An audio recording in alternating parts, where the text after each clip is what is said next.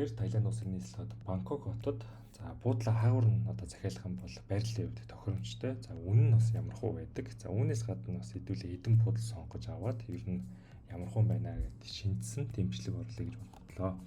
За ингээд хэдүүлээ эхэлцгээе. За би бол одоо Trip.com руу ороод ирсэн байна. За эндээс Hotels and Homes хэсгийг сонгож аваад destination хэсэг дээр бол очих газар бол оруулдаг. За энэ удаа бол хэдүүлээ Бангкокыг бол сонгож авч байгаа. За өдрөө сонгохын хувьд бол за өнөөдрийн хувьд бол 2025 оны 12 сарын 21-ний өдөр байгаа. За ер нь бол шинэ жилээр асар олон одоо аялагч нар бол Таиланд улсыг бол зорьдог. За ер нь бол бас зарим одоо буудлуудын өрөө бол дууссан. За дээрээс нь ер нь буудлуудын үнэ 10-аас 15% бол нэмэгдсэн байдаг. За бид нар бол бичлэгтээ ерөнхий мэдээллийг хайж байгаа учраас 1 сарын 20-оос 27-ны хооронд бид тохируулга оруулж 7 шөнөгийг бол өнгөрөөнө. За тэгээд нэг өөрөө байхад болно 2 том хүн явж байгаа гэдэг. Энийг нь бүгэлчээ. Та бол өөрийнхөө нөхцөл байдлаас шалтгаалаад энийг бол өөрөөр бүгэлчнө гэсэн үг. За ингээд буудлаа хайчээ. За биднэрт бол бидний өгсөн мэдээлэлд одоо тааруулаад одоо 5511 илэрч бол гарч ирсэн байгаа юм байна. За эндүүсээ хэдүүлээ шууд show on map руу бол орсон бол дээр үүдэг. Газрын зураг дээрс нь үнийн мэдээллийг харна. За үүнээс гадна байршлыг харж байгаа шууд сонгочдөг байгаа. За үүний дараа ер нь бол буудал захиалах болгонд харах ёстой нэг зүйл үүдэг. Тэр бол Bangkok Attraction Map буюу Attraction Map-ыг бол байнга харж авах хэрэгтэй. За энэ яадаг газрын зураг вэ гэх юм бол за би энэ зургийг бол сонгоод авсан байгаа. Тэгэлээ шууд томруулж гарч. За энэ бол яадаг газрын зураг вэ гэх юм бол ер нь бол одоо аялагч нарын очоод тухайн хоттой үздэг одоо үзүр үйлчилгээ нь одоо хаагур байршилтай гэдгийг шууд ингээ газрын зураг дээр зоогоод бол харуулсан тийм зургнууд бол байдаг. За эндээс хэдүүлээ харж хагаад буудлаа хаана авал тохиромжтой байдгийг бол шууд мэдэх боломжтой бол байдаг. За миний харж байгаагаар бол ер нь бол одоо хэдүүлээ үзэх газрууд бол нэлээд тархацтай. За тэгээ ер нь л жоохон төв хэсгээр бол байд юм байна. За тэгэхээр буудлаа бол хэдүүлээ энэ хэсгээ ирж авсан болно. Эсвэл нэг голд нь. За үгүй бол энэ доогоор бас авч болно гэсэн үг. За буудлаа зөв сонгосноор бол ямар давуу талыг эдэлдэг вэ гэхээр та өглөө хэрц хэрэг шаардлагагүй болно. За орой буцахдаа бас бага цагийг зарцуулаад бол буудал руу очиж ер нь бол цаг маш их хэмнэн түүнээс гадна та бас өөрийгөө ер нь их ядрахгүй яваад авах боломжтой болчихсон. За хол захиалчих юм бол тэгэл өглөө эрт сэрнэ. За тэгэл тэр хол газраас чинь ийшээ орж ирэх гэж бас илүү удаан явахаас гадна Бангкок хот маань өөрөө ер нь бол метро нэг тийм лаг хөгжөөгүй одоо Япон, Солонгостой байж харьцуулахад бол ер нь харьцангуй бол метроны хөгжил нь муу байдаг. Тэгэхээр хөвчлэн төгтөг юм а такси захиалж явдаг. Та буудлаа хол захиалчих юм бол эдгээр газар руу ирэхдээ такси юм уу төгтөггээр ер нь л ирж таана. Тэгэхээр хамаагүй зардалтай болчдөг гэсэн үг шүү. Тэгэхээр ер нь буудлаа зөв сонгох бол ер нь маш чухал.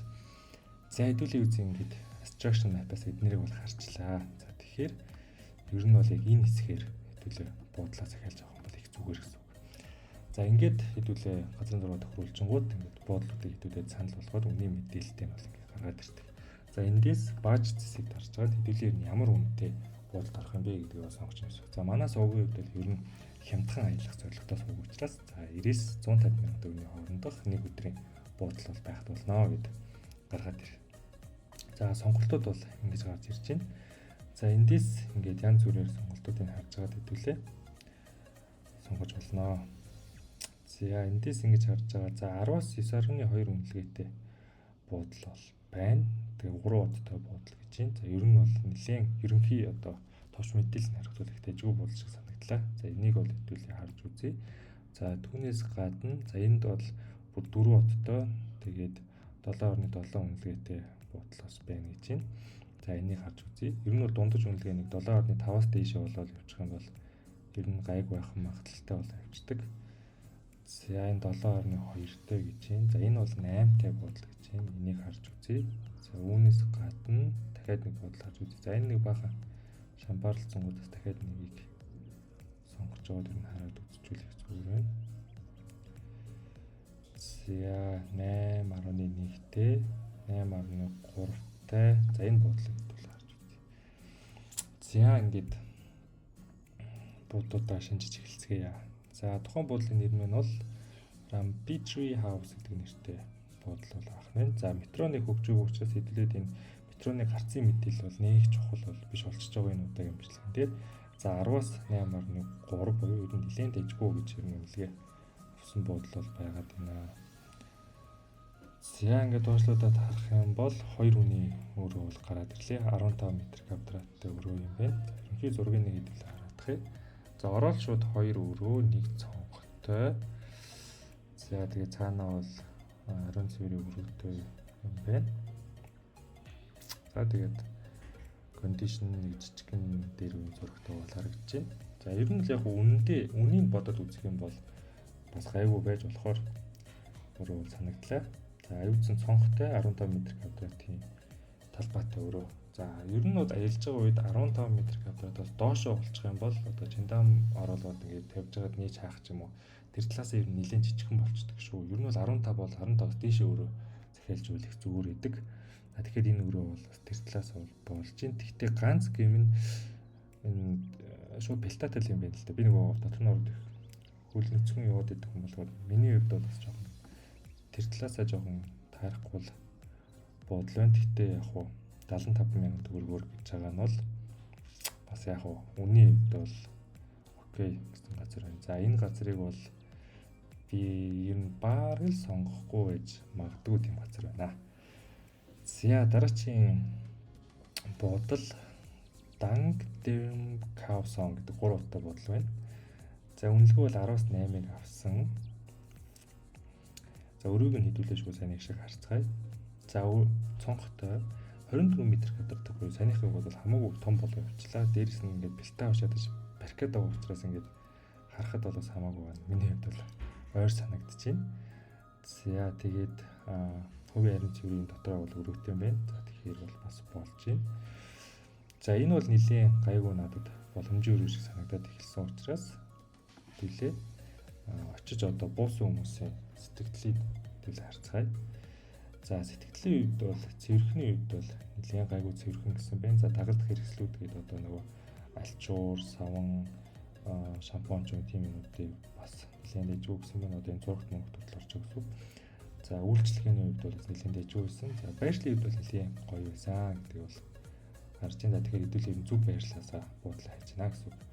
За ингээд доошоо сэтгэлүүдийг гүйлэх юм бол шууд ингээд очиж одоо байсан хүний шууд уцаараа авсан зургууд бол гараад ирдэг. За эндээс бол хэдүүлээ жинхэнэ ер нь болох юм байна болохгүй юм байгаа шууд мэдэх боломжтой байдаг. За эндээс харахад бол ер нь л яг буудлынх нь оруулсан зургтай адилхан яг л ер нь байна шүү буудал маань. За бичсэн сэтгэлийн хувьд бол за юу бол тасархай байсан. Одоо буудлын байрлаж байгаа байрлал бол гоё байсан. За тэгээд дээдлэхэнтэй хурдтай болохоор бас нэг лаунжтай ч юм нэг тийм шиг байна. Тэр нь бол бас гоё байсан гэж байна. Ер нь нэг муулаад авах зүйл байхгүй. За интернетийн хурд бол бага зэрэг удаан байсан байж магадгүй юм байна. За дахиад доошоо гүйлэх юм бол саяны одоо өмнөх rooftop гэж яриад байсан. Тэрнийх зураг гараад ирж байна. За дээвэр дээр бол юм усан бассейн энтертэй юм шиг байна. За ер нь бол бас нэлээ дэжгүй бодлоо явууллаа шүү. За ер нь нэлээд дэжгүй бодлолтой байна. За үний хувьд бол 2 хүн хоногийн 91,614 төгрөг буюу өмнөх буудлаас бол хямдхан болоод явчлаа. Тэгээд агуу юм байна. Нөгөөх нь 75,000 байсан юм шиг. Яг харьцангуй 20,000 төгрөг юм байна. Гэхдээ ер нь бол хамаагүй том, хамаагүй цэвэрхэн, ер нь хамаагүй дэжгүй бодол байна. Тэгэхээр өмнөх бодлоо хэдүүлээ алдагч. За одоогийн байдлаар сонгох өндөр магадaltaй данк дээр нь Kaohsiung гэдэг нэртэй бодол таарлаа. За дараагийн бодлыг шинжиж үзцгээе. 4 одтой бодол гэж байгаа. Тэгтээ дундаж үнэлгээ нь $10.7 үнэлгээтэй юм байна. За дахиад доошоо гүйлгээд 3 үнийх биш 2 үнийн өрөө. За тэгтээ энд бол 3 үнийн өрөө нь бол 92,000 төгрөг, 2 үнийн өрөө нь бол 101,000 төгрөгийн үнийг төгрөнлөгтэй байгаа юм байна. За юуцэн хямдхан л хэлүүлээ харагдаа тий. За 92,000 төгрөгийг 886 төгрөгийн үнэтэй өрөөг нь бол төлөө харагдах. За цонх бол байна гэж байна. За 30 м квадрат гэдэг бол хангалттай том. За тэгээд хувийн бол ариун цэврийн өрөөтэй гэж. За ингээ харахад бол бидний яг өмнөх буудалтай болоос үзүүл үзэхээр байна. Эднэр бол ортой байна. Өмнөх буудал болохоор матрастай байсан санагдчих тий. Ганцхан матрас байсан. За тэгэхээр энэ буудал маань бол харьцангуй илүү болоод ирлээ миний хувьд бол. За очиж байсан хүмүүсийн үнэлгээг бол харцгаая. За энд нэг юм зураг байна. За яг л бас зураг шиг байсан бодол юм шиг байна дөө. Тэр нь бол нэг зөрхөөргүй л юм байна. За энэ хүн гэхдээ яг ч Маруус 2 үнэлгээ авсан байна. За 4 шүнийг бол өнгөрүүлсэн гэж байна.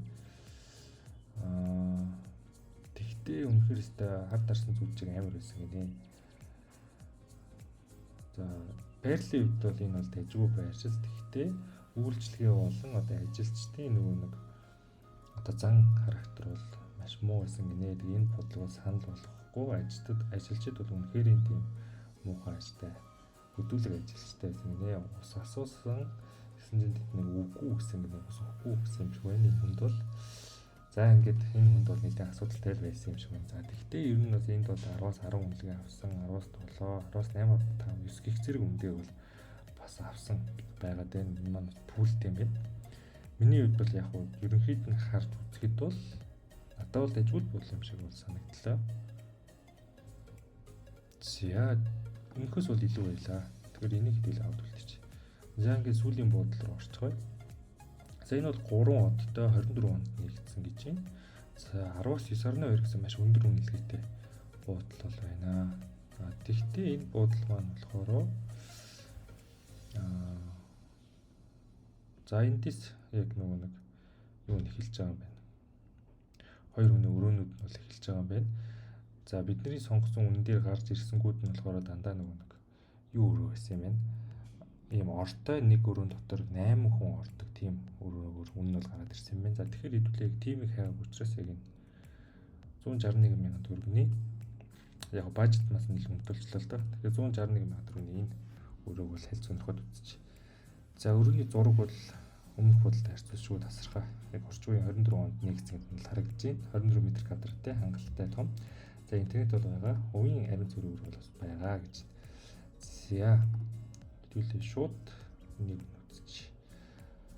За ер нь бол өмнөх бодолтой бол уусаа харьцуулшгүй юм байна уу. Энэ бол яачаас өмнөх бодлоос илүү байна. Үнэн ч угаасаа илүү бол таарлаа.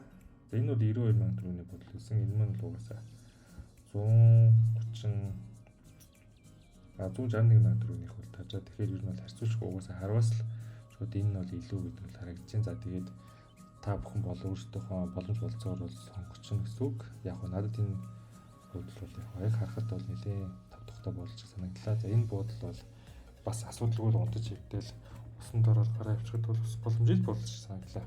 Яг би явж байгаа үеийнхээ одоо санхүүгээс шалтгаалаад бол сонгох юм байна. Надад зэн санагдлаа. Тэгэхээр энэ удаагийн бичлэгээр санал болгох буудал бол за хэрвээ та бажет явж байгаа бол энэ буудал буюу Royal Ratanasin Hotel гэдэг энэ бодлоор болж байна. За бажет хамаагүй гэх юм бол энэ Dabda Bangkok in Chinatown гэдэг энэ бодлол болж байна гэсэн. За guys, дараагийнхаа бичлэгээр уулзцгаая. За тэгээ bye, like болон subscribe дараарай. Доор нь одоо дараа нь ямар хотыг одоо илүү эрүүл мөрөө стор комент хэсэгт бол бичиж болно шүү. За bye.